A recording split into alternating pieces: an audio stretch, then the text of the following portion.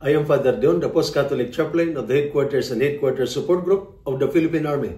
And this is Salita ng Diyos, ang ating gabay. Today is Sunday, July 27, 2025, of the 17th week in Ordinary Time, and we also celebrate the World Day for Grandparents and the Elderly. Do you feel like your greatest battles are the ones no one sees? Do you carry silent wounds, grief, fear, guilt, or loneliness? Have you prayed again and again, wondering if God still listens? Today's message tells us something about this, and especially for our beloved grandparents and elderly. Your prayers, though quiet, have built families, parishes, and communities. And your perseverance in prayer teaches us all.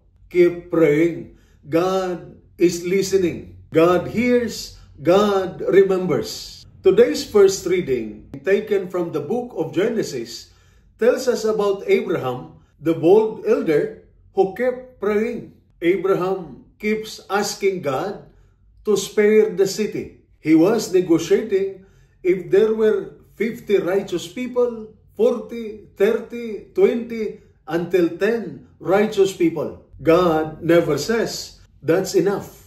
Why? Because He welcomes persistent, honest prayer.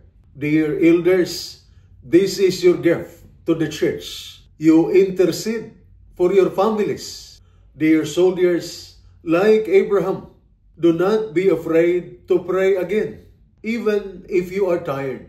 God listens not to fancy words, but to trusting hearts. In today's gospel reading, Jesus shows us that prayer is about relationship, not ritual. When the disciples asked, "Lord, teach us how to pray," Jesus gave them the Our Father, the Lord's Prayer, not a formula, but a relationship. Ask, seek, knock. He said, keep going, keep trusting. If you feel weak, that's okay. God is not looking for strong prayers. He is looking for honest ones. Even a whisper, "Lord, I need you," can move His heart. In our second reading, taken from the letter of Paul to the Colossians, St. Paul reminds us to pray because we are already forgiven. In Colossians chapter 2 verse 14, St. Paul reminds us, God canceled our debt, nailing it to the cross. We don't pray to earn God's love. We pray because we already have it.